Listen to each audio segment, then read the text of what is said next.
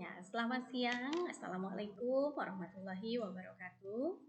Bertemu lagi bersama saya Dewi Daryati, guru ekonomi di SMA Negeri 1 Propo. Pada kesempatan kali ini saya akan membahas mengenai manajemen.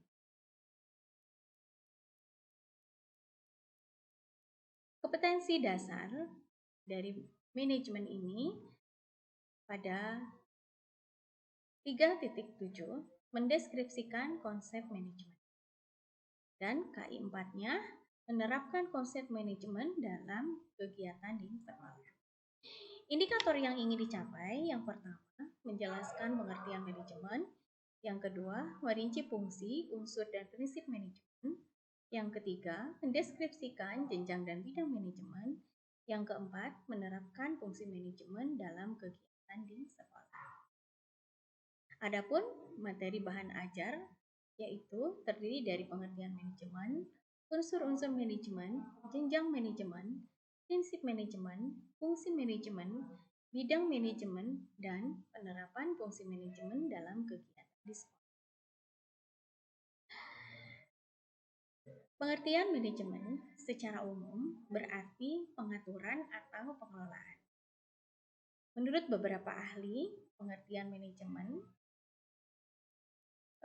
menurut Lothar Golik bahwa manajemen sebagai pengetahuan yang sistematis berusaha memahami mengapa dan bagaimana orang bekerja sama.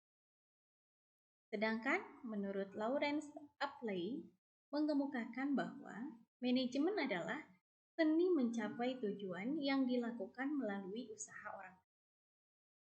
Dan menurut George R. Terry menjelaskan bahwa manajemen sebagai suatu proses khas yang terdiri atas tindakan, perencanaan, pengorganisasian, penggerakan, dan pengendalian melalui pemanfaatan semua sumber daya yang dimiliki untuk mencapai tujuan yang telah ditentukan. Unsur-unsur manajemen terdiri dari 6M atau man, money, material, mesin, method, market.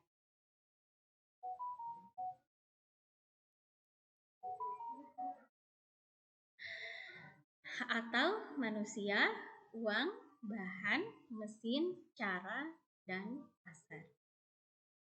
Ya, tingkatan manajemen terdiri dari 3 tingkat. Yang pertama adalah top management, middle management, dan lower management. Jenjang manajemen di mana manajemen puncak atau top management ini merupakan jenjang tertinggi dalam sebuah organisasi. Sedangkan middle management atau yang disebut dengan manajemen menengah yang bertugas untuk membuat rencana, visi, dan misi dalam sebuah program yang lebih terperinci. Dan lower management adalah manajemen bawah yang dalam kegiatannya manajemen bawah melakukan pengambilan keputusan, mengkomunikasikan rencana, memberikan motivasi kerja, dan menetapkan prestasi yang layak diterima oleh karyawan. Prinsip-prinsip manajemen berpegang pada 14 prinsip yang dicetuskan oleh Henry Fayol, yaitu sebagai berikut, di mana terdiri dari pembagian kerja dan pemberian upah. Pemberian kerja terdiri dari wewenang, kesatuan perintah, disiplin, kepentingan bersama, kesatuan arah, dan sentralisasi. Sedangkan pemberian upah ini terdiri dari jenjang jabatan, tata tertib, persamaan, kestabilan, staf, semangat korps, dan inisiatif. Berikutnya adalah fungsi manajemen. Fungsi manajemen menurut para ahli, menurut Henry Fayol, terdiri dari perencanaan, pengorganisasian, motivasi, dan pengkoordinasian. Sedangkan menurut George Terry terdiri dari perencanaan, pengorganisasian, dan pelaksanaan. Fungsi manajemen yang terdiri dari perencanaan atau yang kita sebut dengan planning. Pada umumnya, sebuah perencanaan memuat 5W dan 1H atau what, when, why, where, who, and how.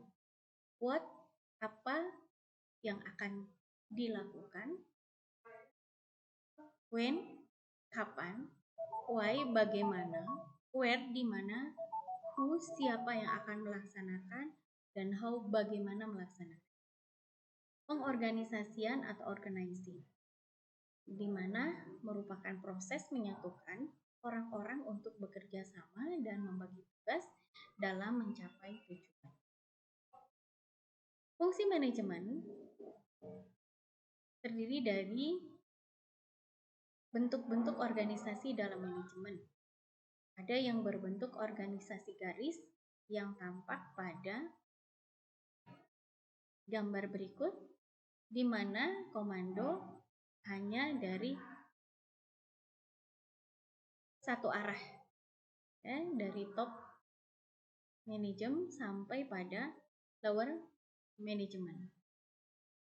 Yang kedua, ada juga yang berbentuk organisasi lini dan staf. Ada tampak pada gambar berikut ini. Yang ketiga, ada juga organisasi fungsional. Yang keempat, organisasi matriks. Fungsi manajemen yang kedua adalah actuating, di mana pada pelaksanaannya dibutuhkan sebuah motivasi yang dapat membantu menggerakkan kinerja dari setiap individu untuk mencapai tujuan bersama. Yang keempat, atau fungsi controlling atau pengawasan, yaitu mengoreksi atau mengevaluasi kegiatan pelaksanaan. Baiklah, berikutnya adalah bidang-bidang manajemen. Bidang-bidang manajemen terdiri dari manajemen produksi, yang berkaitan dengan apa yang dibutuhkan masyarakat dan bagaimana bentuk rancangan produk yang akan diproduksi. Yang kedua, manajemen pemasaran, yaitu yang berkaitan erat dengan penjualan dan pasar atau konsumen. Yang ketiga adalah manajemen keuangan, adalah aktivitas pengelolaan atau pengaturan keuangan yang berhubungan dengan perencanaan, pengendalian, dan pendistribusian. Yang keempat, manajemen sumber daya manusia, adalah manajemen yang kegiatan utamanya berkaitan dengan input produksi berupa tenaga kerja. Yang kelima, manajemen administrasi, yang pada intinya bertugas untuk menyediakan informasi yang dibutuhkan bagi para pengambil keputusan dalam perusahaan. Bagaimana penerapan fungsi manajemen dalam kegiatan sekolah? Pengelolaan pembelajaran adalah pengelolaan kegiatan belajar mengajar secara utuh dan menyeluruh yang dimulai dari perencanaan, pelaksanaan, hingga evaluasi pembelajaran, termasuk evaluasi programnya dalam rangka mencapai tujuan pendidikan yang telah ditetapkan. Bersikap jujur, mandiri, dan disiplin dalam manajemen. Tahukah Anda bahwa di dalam manajemen terdapat ilmu yang berguna bagi kehidupan kita sehari-hari?